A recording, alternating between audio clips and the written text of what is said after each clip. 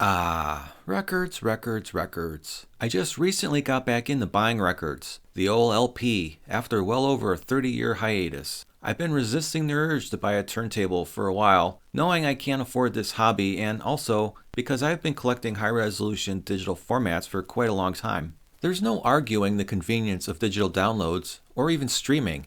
That's not what this is about. I just really miss the feel of actually having something in my hands to look at and interact with. Maybe I'm too old and set in my ways, but physically buying something and opening it brand new for the first time is light years ahead of downloading a file that can just be deleted. Now that I bought some records and listened to them, I'm running into a problem. Brand new, factory sealed albums just sound like crap. Many records are covered in filth from either the factory and or the staticky paper sleeves they are stored in, leaving behind tiny paper shards or dust that cling to the vinyl and get packed into the grooves. As you can see from these 3 random records I just opened, none are playable. If you can see the debris this obviously on the surface, much worse is likely jammed into the grooves. Record makers should be ashamed to sell this sort of quality for the ridiculous asking prices these days. Even after cleaning records with the Fluon's anti-static brush I bought with the turntable, and then again with the Big Fudge velvet brush with cleaning spray I bought on Amazon, records are still noisy and loaded with crackles and pops. One simply does not open a new record and play it, apparently. Look, I'm aware this isn't a new thing and I'm not just discovering something or reinventing the wheel here. This is a well-covered topic and, to many, something that has been beaten to death already, going on several decades. I'm just documenting my experience. I wanted to clean some records cheaply, and based on tons of positive reviews, I started with the economical Spin Clean record cleaner. I bought the Spin Clean for just under $80, and I believe most average record consumers have this cleaner already. Whenever possible, I will provide links to the mentioned products in the description. Unfortunately, when I bought the Spin Clean, I had so much going on that I never got to try it out during the 30-day return window, and it just sat there. I'm mentioning that because the more I researched dirty records, the more I realized ultrasonic cleaning was the way to go. Since I was stuck with the Spin Clean and I wanted the ultrasonic method, I decided to test them both side by side. I found some ultrasonic cleaners that seemed suitable for my testing, but they were in the $4,000 to $6,000 range. I reached out to a few companies for a demo unit or a loaner for my testing, but no one could be bothered, so they can go frack themselves. I found a cheaper general purpose ultrasonic cleaner on Amazon for around $800 called the iSonic, and I bought it. The iSonic is mostly just for cleaning odd things and jewelry, but they insist it works on records too. iSonic claims to be able to clean up to 10 records at a time with the proper adapters. I chose to save a few bucks and stick with the 5-record system. If it's meant to clean 10 records at a time, it should do an excellent job on only 5. The kit I bought did not come with the means to clean 7-inch 45s, so I was out of luck since I had a few of those I wanted to clean. This bundle also did not include any of the standard ultrasonic accessories like baskets or trays, so my wife was not able to test how well it cleans jewelry. The albums I'll be testing have been cleaned multiple times with the Big Fudge and the Fluon's anti-static brush I showed you earlier, and are still audibly dirty. My turntable is the Fluon's RT85 with the Ortofon 2M blue cartridge, and I will capture the audio at 24-bit 96 kHz on the excellent Cocktail Audio X45 music player and DAC, which I have already reviewed on this channel. Let's begin with the dry run. This set of records have not yet been washed in the Spin Clean or the iSonic.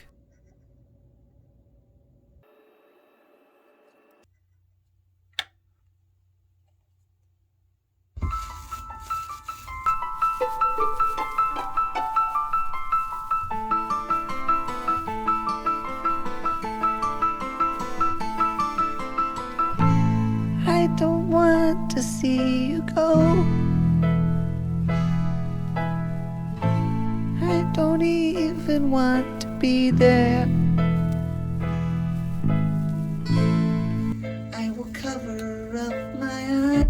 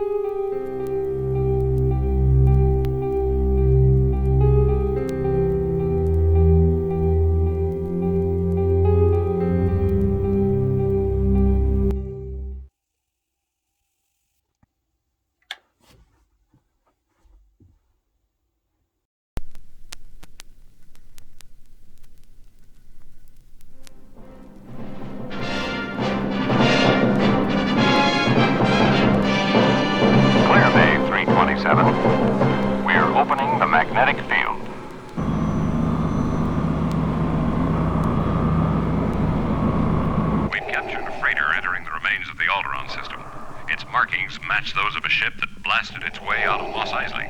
They must be trying to return the stolen plans to the princess. She may yet be of some use to us. Unlock 1, 5, 7, and 9 release chugs. 316, report to control.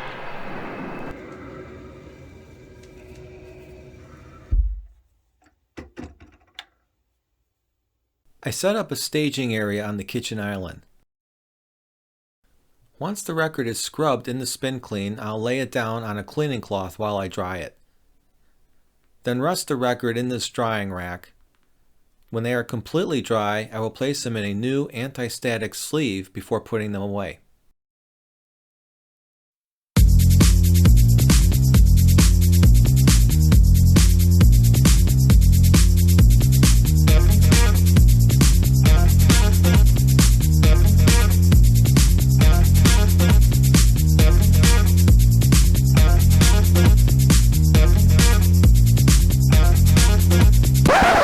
Ouch! This record sliced my finger open.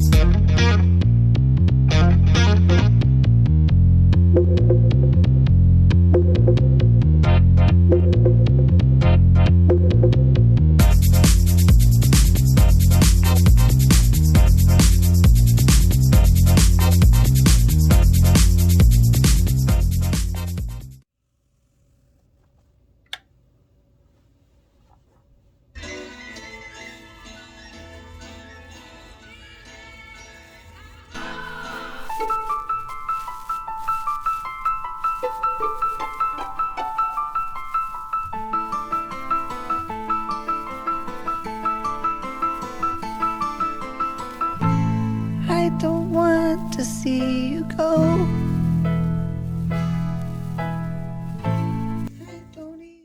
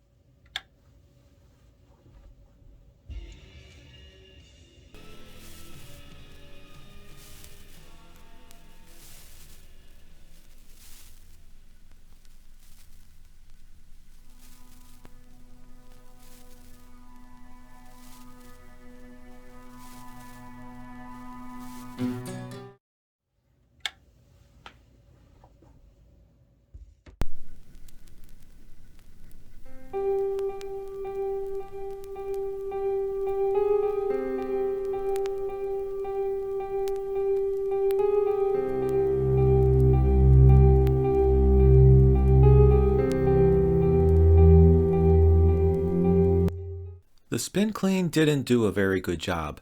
In fact, it shredded up edges of the records, and that's what most of the debris people see in the container is.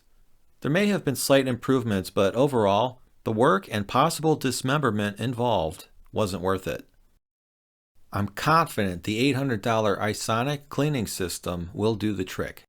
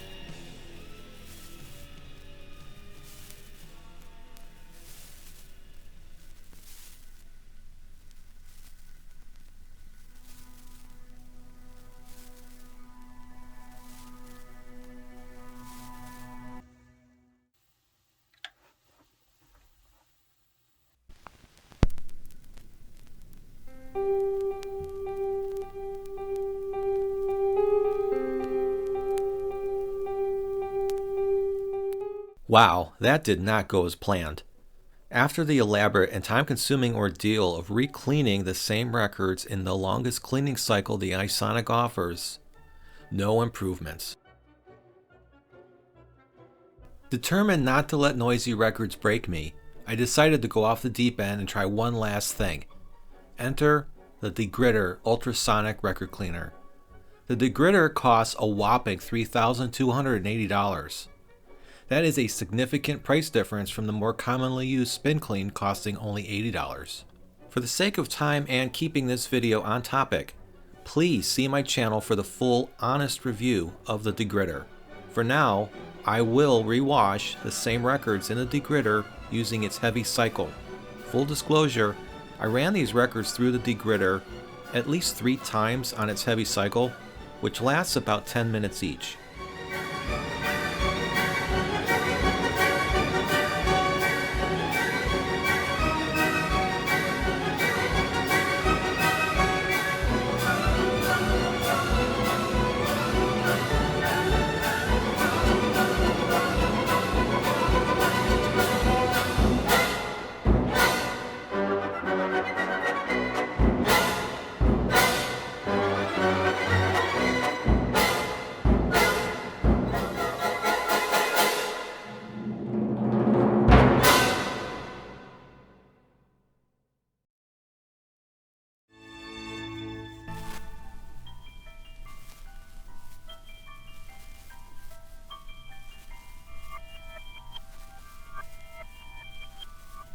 I wake up.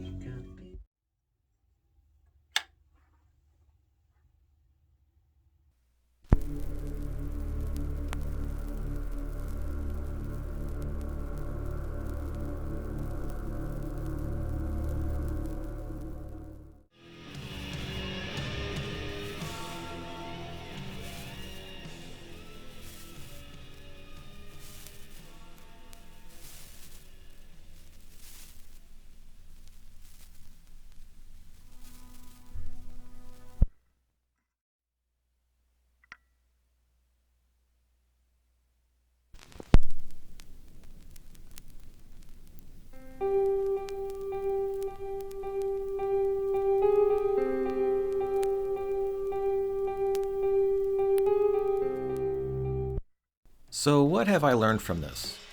Not much, I'm afraid.